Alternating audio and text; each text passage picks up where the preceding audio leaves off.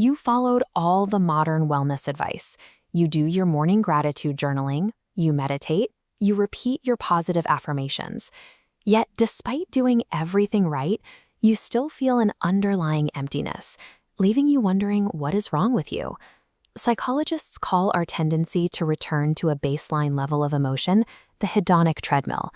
No matter what we buy or achieve, our mood eventually stabilizes. But modern culture ignores this biological reality, weaponizing happiness into a mandatory metric of success. This creates a punishing psychological paradox. Because you're told you should be happy all the time, your brain interprets every natural dip in mood as a personal failure. Discomfort is the price of admission to a meaningful life. Meaningful growth requires us to experience the weight of our more difficult emotions. The relentless attempt to force joy, a habit known as toxic positivity, often backfires. Recent research suggests this strategy is ineffective, triggering a hidden, measurable toll on our cardiovascular health.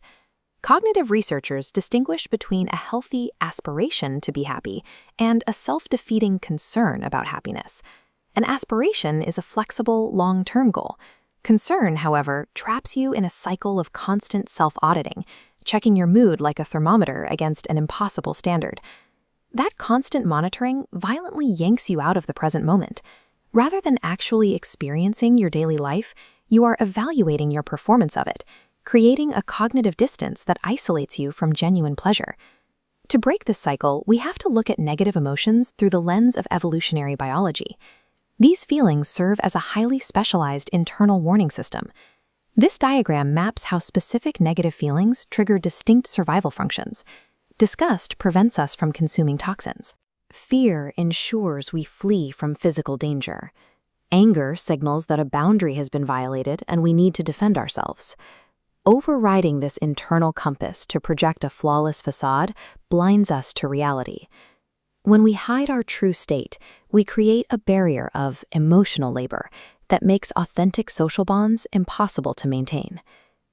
This raises a critical physiological question. If you swallow a negative emotion instead of expressing it, where does it go? In 1997, researchers James Gross and Robert Levinson ran a clinical study to find out. They brought participants into a lab, showed them intensely upsetting films, and instructed them to completely hide any visible emotional reaction. The researchers discovered that actively suppressing a negative emotion keeps the feeling alive. It simply forces the emotion underground, straight into the nervous system. Your biology interprets emotional suppression as a crisis, triggering a threat containment program that locks you into fight or flight. This chronic activation takes a severe toll.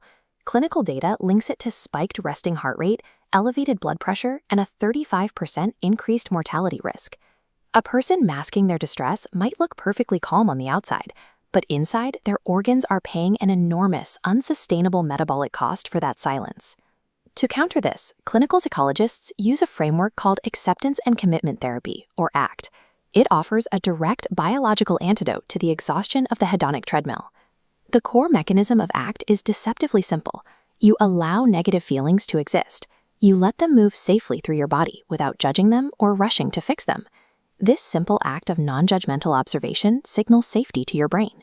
It immediately deactivates the body's threat response, lowering cardiovascular strain and building long-term psychological flexibility. Breaking the cycle of toxic positivity requires ending the daily performance of being fine. You can start dismantling this habit today with 3 practical exercises. First is spot the silence. Periodically pause during your day and identify exactly which difficult emotion you are actively trying to ignore. As this diagram illustrates, the second step is name it to tame it. Identifying a feeling with high precision, distinguishing between disappointment and anxiety, shifts activation energy into your prefrontal cortex. This provides the rational part of your brain with the data it needs to downregulate the amygdala, signaling your fear center to stand down. Finally, say it anyway. Formulate one honest boundary or make one genuine request to appear. Choose authentic connection over the polite performance of positivity. Happiness exists as a byproduct. We find it as a natural consequence of living truthfully and allowing ourselves to feel the full spectrum of life.